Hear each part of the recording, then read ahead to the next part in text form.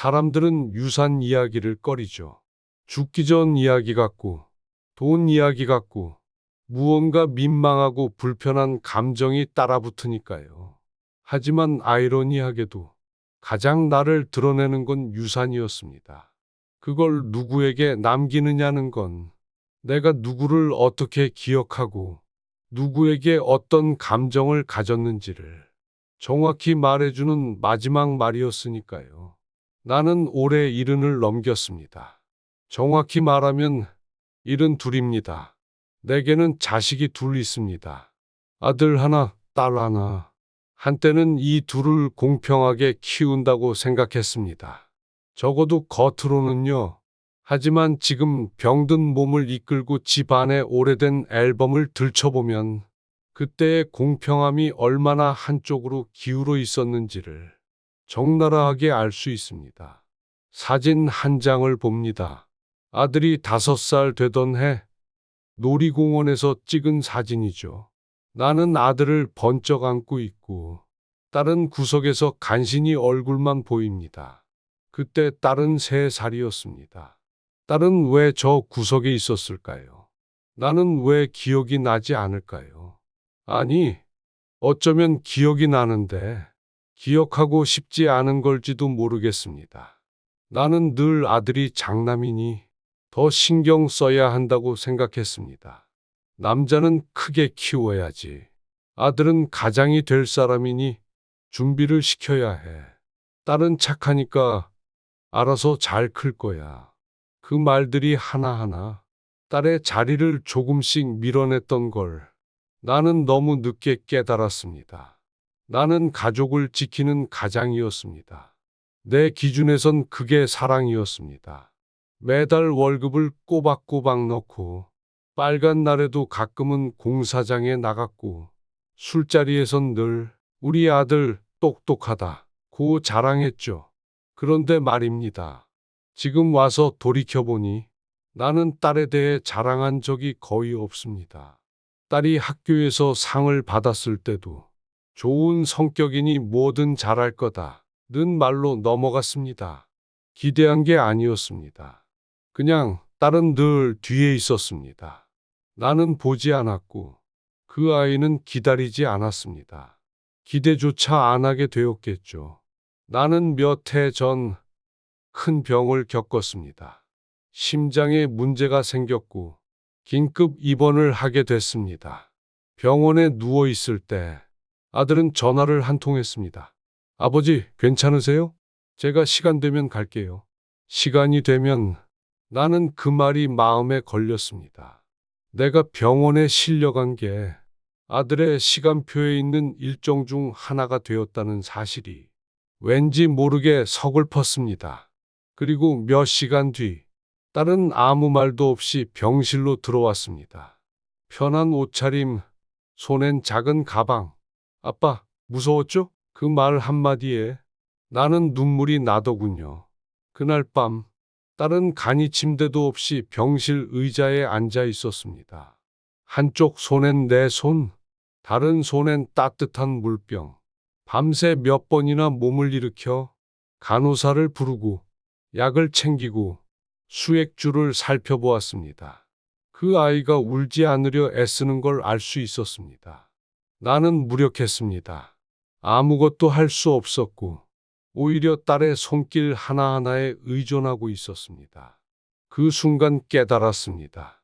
이 아이는 나를 원망하지 않았구나. 나는 딸에게 말했습니다. 그동안 미안했다. 너보다 내 오빠를 더 챙긴 것 같아. 딸은 고개를 젓더군요. 아빠는 저한테 항상 든든했어요. 그래서 괜찮았어요. 그 말을 듣고 나니 더 미안했습니다. 듣고 싶은 말은 괜찮다 였지만 정말로 괜찮았을 리 없다는 걸 이제야 알기 시작한 내가 너무 한심하게 느껴졌습니다. 며칠 뒤 아들은 병문안을 왔습니다. 양복 차림, 손엔 커피, 옆엔 와이셔츠 단추까지 채운 깔끔한 며느리. 아버지, 퇴원하고 나면 요양원도 좀 알아보세요. 요즘엔 시설 괜찮은 데도 많다네요. 그 말에 딸의 손이 움찔했습니다. 나는 아들의 얼굴을 봤습니다. 아들은 진심이었습니다. 노후를 책임지겠다는 의미로 했겠죠. 하지만 나는 들을 수 있었습니다. 그 말 속에 묻혀 있는 거리감과 계산을. 사람은 정말 마지막에 알게 됩니다. 누가 나를 책임으로 보는지, 누가 나를 가족으로 보는지. 나는 지금 살 날이 얼마 남지 않은 사람입니다. 그래서 유산 정리를 시작했습니다. 처음에는 공평하게 나누려고 했습니다. 절반씩. 하지만 펜을 드는 순간 내 손이 멈췄습니다. 무언가가 자꾸 걸렸습니다. 내가 나눠주고 싶은 게 정말 돈일까? 나는 결국 모든 유산을 딸에게 주기로 결정했습니다. 아들에겐 긴 편지를 남겼습니다. 그리고 딸에겐 내 오래된 손목시계 하나를 함께 주기로 했습니다. 어릴 적 딸이 늘 갖고 싶다던 시계였습니다. 사람들은 말합니다. 딸 편만 들면 나중에 후회해요. 그래도 아들은 장남인데. 하지만 저는 더 이상 장남이나 딸이라는 단어로 사람을 판단하지 않습니다. 저는 이제야 누가 날 사람으로 대해줬는지를 봅니다. 자식이라는 껍데기가 아니라 마음이라는 본질로요. 유산이란 건 그 사람이 마지막으로 세상을 향해 내리는 가장 솔직한 고백입니다. 나는 지금 딸에게 고백합니다. 너는 내가 끝까지 지키지 못했던 유일한 따뜻함이었다고. 이제 당신의 마지막 선택이 당신의 진심이기를 바랍니다. 일부 나는 아버지였다. 사람들은 말한다. 아버지는 늘 무게를 짊어지는 사람이라고. 가족의 중심이 되어야 하고 넘어져도 조용히 일어나야 하며 누구보다 강해야 한다고. 나는 그런 아버지였다. 아니, 그렇게 되려고 했었다. 누가 시키지도 않았지만 스스로 짊어졌다. 남자니까, 아버지니까라는 말에 묶여 살았다. 내 이름은 박윤식. 평생을 건설 현장에서 일했다.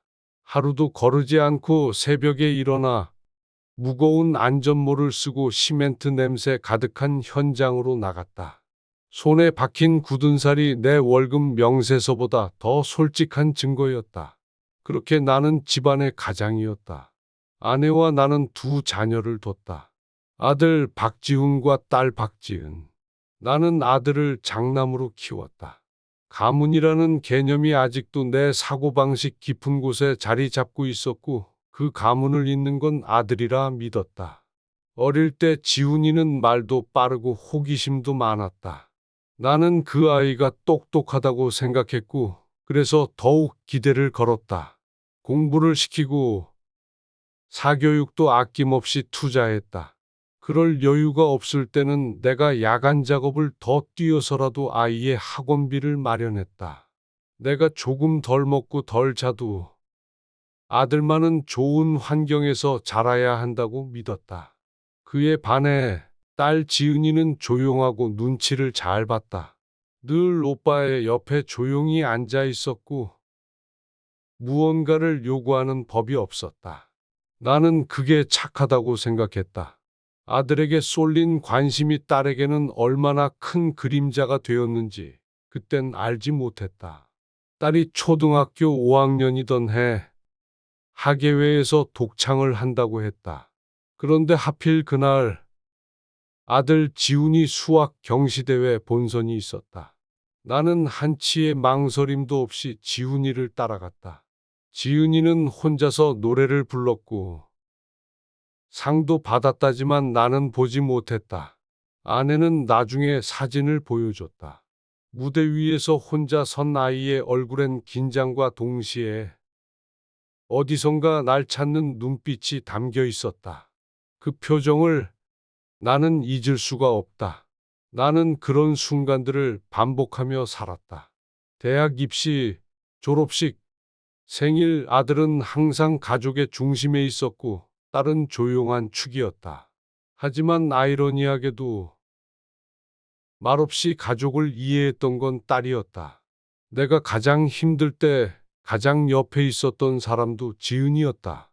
지훈이는 대학을 졸업하고 외국으로 유학을 갔다. 그때도 나는 집 한 채를 담보로 대출을 받아 유학 자금을 마련했다. 아내는 걱정했지만 나는 확신했다. 지훈이는 성공할 거야. 그만한 값어치가 있어. 그렇게 우린 허리띠를 졸라맸다. 반면 지은이는 지방대에 진학했고 알바를 하며 학비를 충당했다. 집에서 학비를 도와주지 못해 미안하다는 말조차 하지 못했다. 나는 무의식 중에 그렇게 생각했던 것 같다. 지은이는 잘 버틸 거야. 항상 그랬으니까. 시간은 흘렀다. 아들은 외국에서 석사를 마치고 돌아와 창업을 했다. 나와 아내는 또다시 퇴직금 일부를 아들에게 투자했다. 나는 늙고 병들어가는 몸으로도 공사장 마기를 나가며 아들의 사업이 잘 되길 바랐다. 그런데 사업은 2년 만에 실패했다. 그리고 어느 순간부터 아들은 연락이 뜸해졌다. 그 즈음 내가 쓰러졌다. 심장 쪽에 문제가 생겼고 긴급 수술이 필요하다는 진단을 받았다. 병원에 실려가는 구급차 안에서 나는 아내의 손을 붙잡고 말했다. 지훈이한테 연락은 했지. 아내는 고개를 끄덕였다. 그러나 아들은 오지 않았다. 바쁘다는 이유였다. 반면 딸은 단 30분 만에 병원에 도착했다. 회사를 조퇴하고 편한 옷차림으로 병실에 들어섰다. 손에 생수 한 병과 간단한 간식이 담긴 봉지를 들고 있었다. 아빠, 무서웠죠? 괜찮아요. 내가 왔어요. 그날 밤 딸은 병실 의자에 앉아 밤을 새웠다. 수술 전날 밤 나는 잠이 오지 않았다. 창밖에는 눈이 내리고 있었고 나는 어린 시절의 지은이가 생각났다. 늘 조용히 내 옆에 있었던 아이.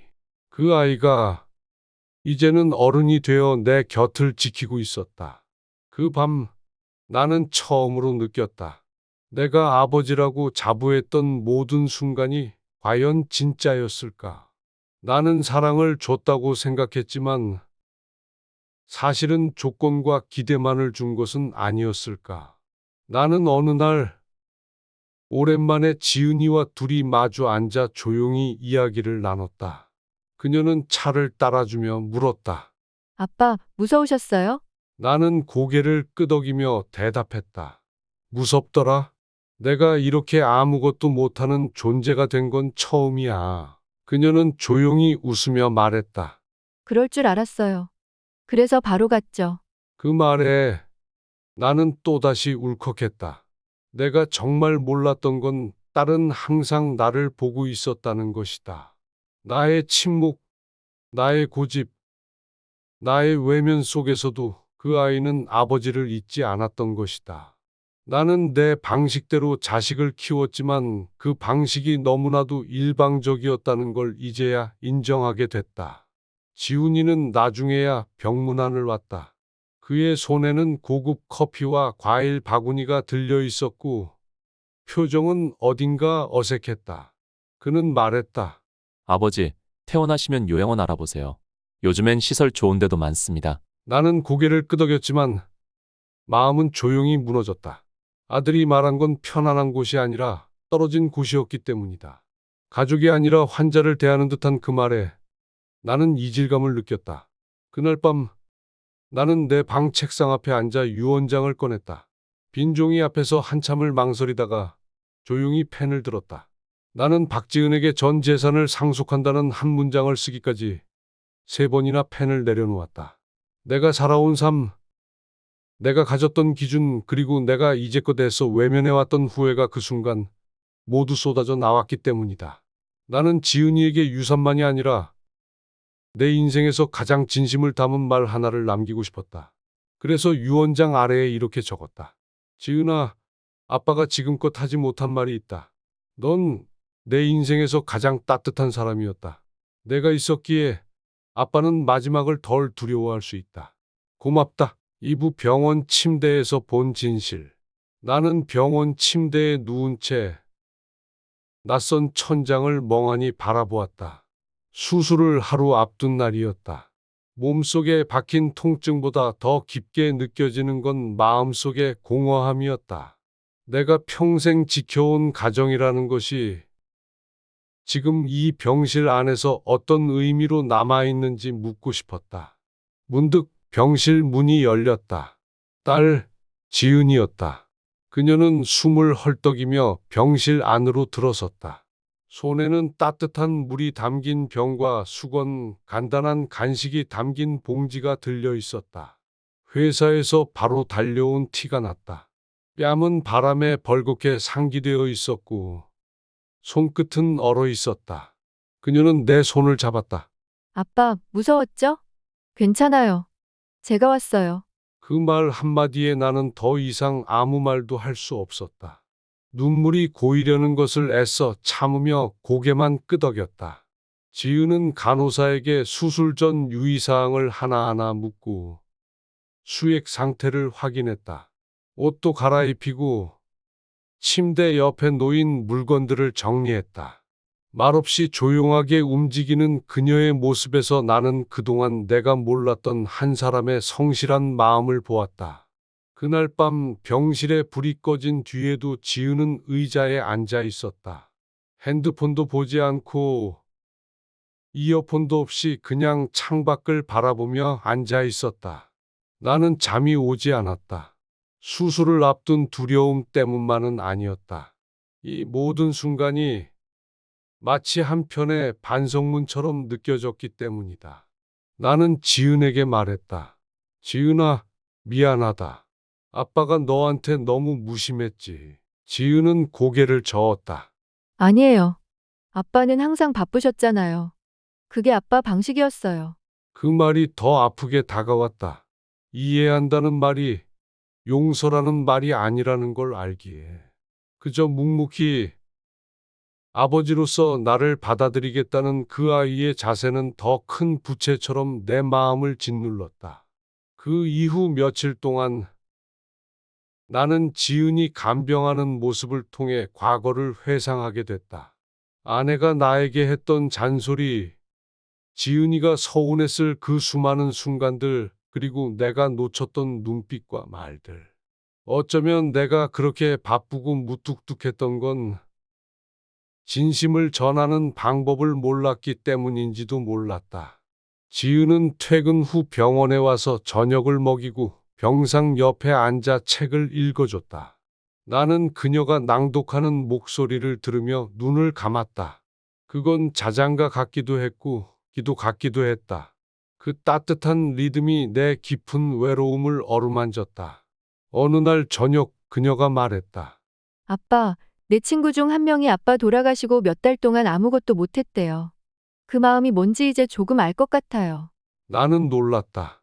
그런 말을 하는 지은이의 눈엔 눈물이 고여 있었고 나는 처음으로 딸이 나를 잃을까 봐 얼마나 불안했는지를 실감했다. 그 순간 나는 단순히 미안한 게 아니었다. 나는 부끄러웠다. 그렇게까지 나를 사랑한 아이에게 나는 어떤 아버지였는가. 며칠 뒤 아들이 병문안을 왔다. 깔끔한 정장 차림에 고급 커피를 들고 있었다. 아내가 끓여준 미역국보다 더 비싸 보이는 그 커피는 이상하게도 병실의 공기를 더 차갑게 만들었다. 지우는 인사를 마치고 내게 말했다. 아버지, 수술도 잘 끝났고 이제 요양원 같은 데도 알아보셔야죠. 좋은데 알아보면 저희가 도와드릴게요. 그 말은 참 친절하고 사려 깊어 보였다. 하지만 나는 그 안에 담긴 온도를 알 수 있었다. 그것은 사랑보다는 효율, 책임보다는 분배에 가까운 말이었다. 지은은 옆에서 아무 말도 하지 않았다. 그저 눈을 내리깔고 있었다. 그녀의 손이 침대 시트를 조용히 쥐고 있는 걸 나는 보았다. 그 손끝에 담긴 참음의 무게를 나는 알 것 같았다. 아들은 30분 만에 병실을 떠났다. 그는 내게 필요한 거 있으시면 연락 주세요. 라는 마지막 인사를 남기고 사라졌다. 나는 그날 밤 침대에 누워 오래도록 천장을 바라보았다. 그날 밤 지은은 침대 옆에 조용히 앉아 귤을 깠다. 향긋한 귤 냄새가 병실을 채웠다. 그녀는 내게 한 조각을 건넸다. 나는 그것을 받아 물고 천천히 씹으며 말했다. 지은아, 고맙다. 그 말 외엔 도무지 어떤 언어도 나오지 않았다. 그 말 안에 모든 마음이 담겨 있었기 때문이다. 며칠 후 나는 회복 중 병원 복도를 천천히 걷는 연습을 하게 되었다. 간호사가 함께 걷자고 했지만 지은이 먼저 다가왔다. 제가 해드릴게요. 그녀는 내 팔을 붙잡고 한 발씩 옮겼다. 그날의 복도는 낯설고도 따뜻했다. 나는 그녀의 팔에 체중을 실으며 말했다. 내가 있어서 아빠는 운이 참 좋은 사람이야. 그리고 그 말에 지은은 울었다. 소리 없이, 하지만 깊고 진하게. 그 눈물은 나에게 평생 남을 것이다. 산부 가족이라는 이름의 오해. 병원에서 퇴원한 뒤 나는 지은이의 집으로 향했다. 혼자 집으로 돌아가겠다는 내 말에 지은은 단호히 말했다. 아빠, 몸 아직 회복 안 됐어요. 며칠만 저희 집에서 계세요. 나는 끝내 이기지 못하고 조용히 그녀의 아파트에 짐을 풀었다. 지은의 남편은 따뜻한 사람이었다. 나를 아버님 이라 부르며 직접 차를 내왔고 내가 불편하지 않도록 배려했다. 손주는 나를 보며 수줍게 웃었고 나는 오랜만에 사람다운 따뜻함 속에 놓였다. 그런데 그런 온기 속에서도 마음 한구석은 자꾸 아들을 떠올렸다. 지우는 내게 전화를 하지 않았다. 퇴원한 날 간단한 문자 한 통이 전부였다. 아버지, 회복 잘하시고 건강 조심하세요. 그게 다였다. 내가 그 아이에게 뭘 기대한 걸까? 나는 그런 스스로에게 실망하면서도 왜 그 아이가 그렇게 변했는지를 계속해서 생각하게 되었다. 지우는 어릴 때 내 눈에 참 똑똑하고 야무졌다. 늘 기대를 걸었고 그 기대는 사랑이라 믿었다. 나는 많은 것을 지훈에게 줬다. 교육, 기회, 관심. 반면 지은은 늘 자립적인 아이였고 내가 챙기지 않아도 잘 자랄 거라 믿었다. 그 믿음이 얼마나 무책임했는지 이제야 깨달았다. 어느 날 저녁 지은이 내게 물었다. 아빠, 혹시 지훈 오빠하고 요즘 연락하셨어요? 나는 고개를 저었다. 아니, 없더라. 바쁜가 보지. 지은은 조용히 말했다. 아빠, 오빠랑 저는 다르게 컸어요. 아빠는 늘 오빠에게 집중하셨고, 저는 그냥 옆에서 알아서 컸죠. 그게 나쁘다고 생각하지 않아요. 그냥 아빠 방식이었으니까. 그런데 오빠는 아빠가 준 걸 당연하게 여기는 것 같아요. 그래서 더 거리감이 생기는 것 같아요. 그 말에 나는 말문이 막혔다. 지은은 원망이 아니라 사실을 말하고 있었다. 그 담담함이 오히려 내게 깊게 박혔다. 나는 말했다. 그래도 아빠가 오빠를 편애한 건 맞는 것 같다. 내 말 듣고 보니 내가 참 못났구나. 그날 밤 혼자 지은의 방에 앉아 오래된 사진들을 다시 꺼내 보았다. 가족 사진 속에서 지훈이는 늘 앞에 있었고 지은이는 한 걸음 뒤에 있었다. 카메라 렌즈는 항상 지훈이를 중심으로 잡혀 있었다. 왜 그걸 이제야 보는 걸까? 나는 한참 동안 사진만 바라보다가 조용히 한 장을 꺼내 지갑에 넣었다. 지은이 초등학교 졸업식 날 멀리서 혼자 웃고 있는 사진이었다. 며칠 뒤 지훈이 집으로 나를 찾아왔다. 반가웠지만 그의 얼굴은 어딘가 굳어 있었다. 그는 말했다. 아버지, 요즘 아버지 건강 때문에 유산 정리도 생각하셔야죠. 혹시 어떻게 생각하고 계세요? 나는 말없이 고개를 끄덕였다. 그는 계속 말했다. 솔직히 말씀드리면 저는 아버지가 공평하게 나눠주실 거라고 믿습니다. 그게 맞는 일이라고 생각해요. 나는 그 순간 마음이 멎는 줄 알았다. 유산이라는 말이 이렇게 현실적으로 들릴 줄 몰랐다. 나는 조용히 물었다. 지훈아, 내가 말하는 공평은 뭐냐? 지우는 망설임 없이 대답했다. 절반이죠. 저와 누나 똑같이. 나는 한숨을 쉬었다. 그리고 천천히 말했다. 지훈아, 사람에게 공평하다는 게 꼭 반으로 나누는 거냐? 혹시 그동안 내가 받은 것들, 내가 한 일들 기억하냐? 난 너에게 많은 걸 줬고 기대도 컸다. 하지만 누나는 늘 뒤에 있었다. 그걸 이제야 안다. 지훈의 표정이 어두워졌다. 그는 대답하지 않았다. 나도 더는 묻지 않았다. 그날 저녁 그는 말없이 돌아갔다. 나는 그 후로 다시 유언장을 꺼냈다. 이미 딸에게 전 재산을 상속하겠다고 쓴 문장을 다시 읽어보았다. 손이 떨렸다. 나는 그 결정이 감정적인 것이 아니라 삶의 무게에 대한 응답이기를 바랐다. 그리고 지금 나는 그 확신에 점점 가까워지고 있었다. 며칠 뒤 지훈에게서 메시지가 왔다. 아버지, 그동안 제가 받은 게 많았다는 말 인정합니다. 하지만 누나가 다 받는 건 솔직히 납득이 안 됩니다. 그래도 저는 아버지니까 따르겠습니다. 그 말은 고마우면서도 슬펐다. 그 말 안에 여전히 이해가 아닌 체념이 있었기 때문이다. 나는 이제야 안다. 가족이라는 이름은 때로 의무와 기대의 덩어리로 사람을 누른다는 걸. 지은은 내게 말했다. 아빠, 저는 그 어떤 재산보다도 아빠가 제 마음을 알아주신 게 더 좋아요. 나는 그 말에 눈을 감았다. 눈물이 나올까 봐. 그날 밤 나는 유언장을 정리하며 마지막으로 문장을 하나 더 추가했다. 지은아, 이건 아빠가 너에게 주는 보상도 사과도 아니다. 그저 아빠가 이제서야 할 수 있는 한 가지 진심이다. 나는 펜을 내려놓고 천천히 종이를 접었다. 그리고 그 위에 손목시계를 얹었다. 그 시계는 내가 평생 차고 다녔던 나의 시간 그 자체였다. 그리고 이제 그 시간을 지은에게 건네주려 한다. 사부 마지막 선택 그리고 남은 시간. 나는 어느 날 지은이와 함께 외출을 나섰다. 집 근처 공원이었다. 가을이 시작되는 길목, 공기는 선선하고 나뭇잎은 조금씩 색을 바꾸기 시작했다.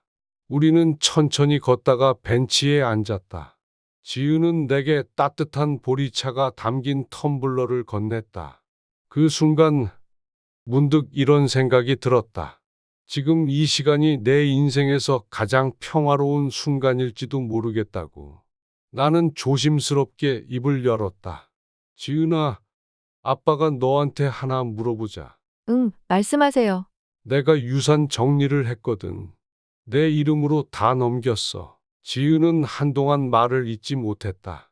그리고 고개를 저으며 말했다. 아빠, 그게 무슨 말씀이세요? 왜 저만요? 나는 그녀의 눈을 바라보며 말했다. 이건 내가 많이 받아서가 아니야. 내가 덜 받았기 때문이야. 그리고 내가 준 게 훨씬 많았어. 지은은 말없이 고개를 떨구었다. 그 조용한 고개 숙임 속에는 수많은 기억과 감정이 담겨 있는 듯했다. 나는 그녀의 손등 위에 내 손을 올리며 말했다. 미안하단 말도 고맙단 말도 제대로 못했지. 이제서야 겨우 입을 뗀다. 그날 이후 나는 지은과 함께 시간을 보내는 일이 많아졌다. 그녀는 내 약속을 챙기고 약을 챙기고 계절 옷을 정리했다. 나는 자꾸만 예전의 시간을 되짚게 되었다. 내가 가족에게 어떤 존재였는지, 어떤 말을 했고 어떤 말을 하지 않았는지, 나는 아내와 함께했던 마지막 몇 해도 떠올랐다. 그녀는 지은과 비슷했다. 조용하고 강한 사람이었다. 내가 무뚝뚝하게 굴어도 항상 나를 챙겼다. 그녀가 떠나고 나서야 나는 그 고마움을 실감했다. 지은은 어쩌면 그녀와 너무 닮아 있었다. 그래서 내가 더 미안했던 걸지도 모르겠다. 나는 어느 날 지은에게 오래된 상자를 건넸다. 상자 안에는 우리 가족의 낡은 사진, 아내가 쓰던 수첩, 내가 어릴 적 쓴 편지, 그리고 내가 평생 차고 다닌 손목시계가 들어 있었다. 지은은 천천히 상자를 열고 조심스럽게 안을 살폈다. 그리고 나를 바라봤다. 아빠, 이건 나는 고개를 끄덕였다. 이건 내 인생 전체야. 다 내가 가져갔으면 좋겠어. 너라면 기억해 줄 것 같아서. 그녀는 말없이 시계를 꺼내 손목에 찼다. 그리고 말했다. 그럼 아빠 시간은 이제 제가 지킬게요. 그 말에 나는 순간 말을 잃었다. 눈물이 차올랐지만 끝내 흘리지 않았다. 며칠 뒤 나는 공증 사무소를 방문했다. 유언장을 공식화하기 위해서였다. 직원은 나의 의사를 확인하며 여러 질문을 했고 나는 조용히 고개를 끄덕이며 대답했다. 그 순간이 그렇게 차분할 수 있다는 게 스스로도 놀라웠다. 긴장을 예상했지만 오히려 마음이 고요했다.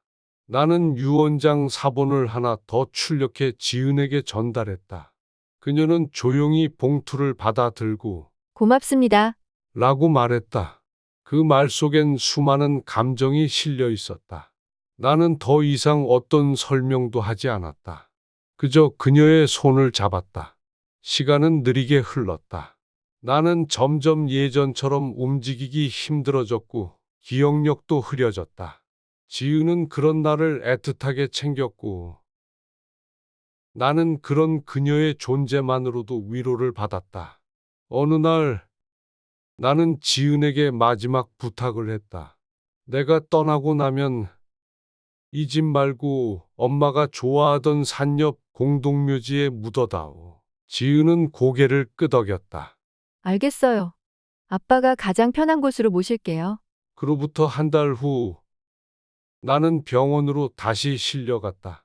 이번에는 더 이상 회복이 어려운 상태였다. 의료진은 조심스럽게 말했고 나는 받아들였다. 마지막 밤 나는 지은의 손을 붙잡고 말했다. 지은아, 너는 참 고운 아이야. 아빠가 너를 너무 늦게 알아봤다. 그녀는 끝내 울음을 참지 못했다. 그리고 나는 그 울음소리를 들으며 조용히 눈을 감았다. 며칠 뒤 장례식이 조용히 치러졌다.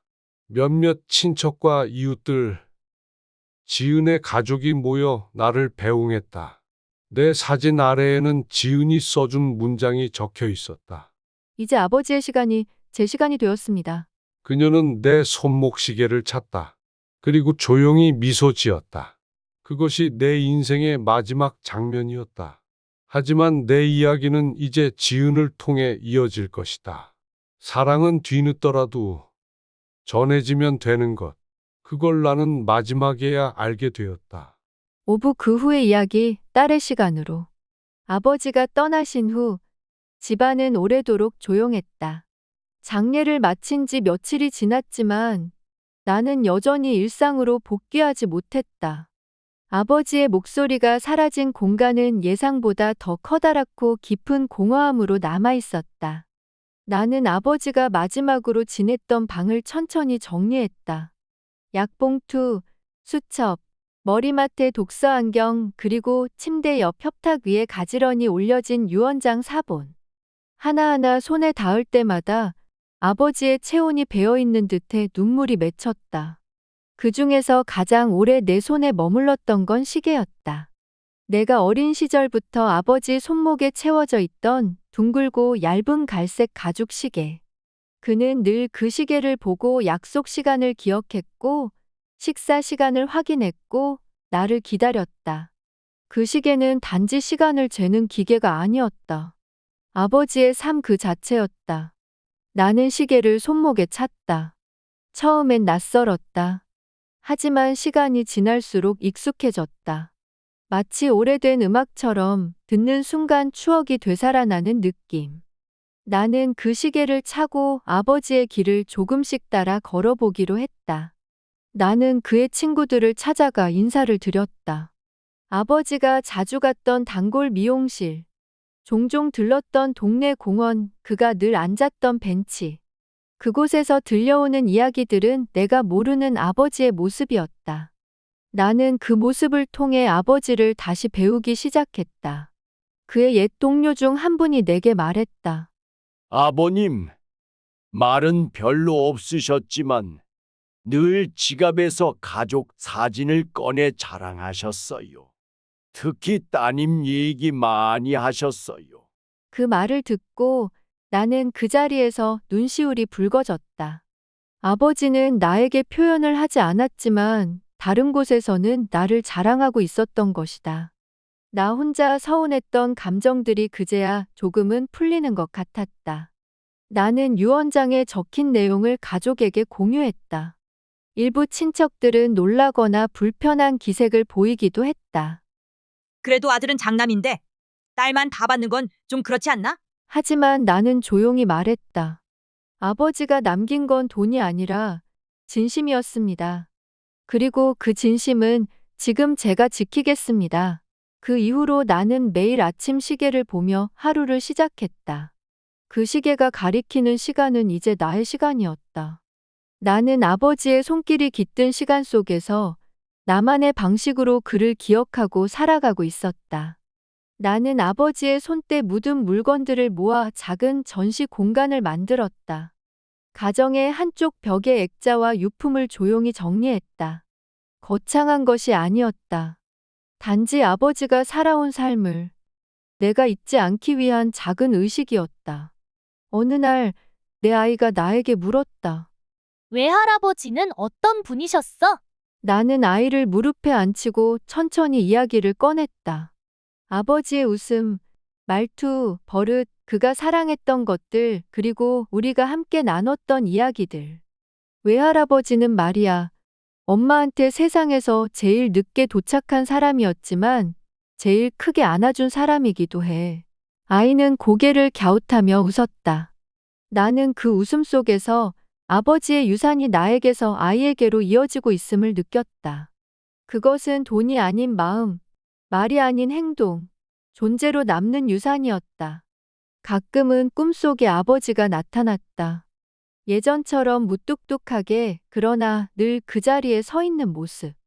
나는 그런 아버지를 보고 눈을 뜨면 오늘도 괜찮다고 중얼거렸다. 아빠, 오늘도 잘 살아볼게요. 시간은 흐르고 있었다. 시계는 여전히 똑같은 속도로 째깍거리며 움직이고 있었다.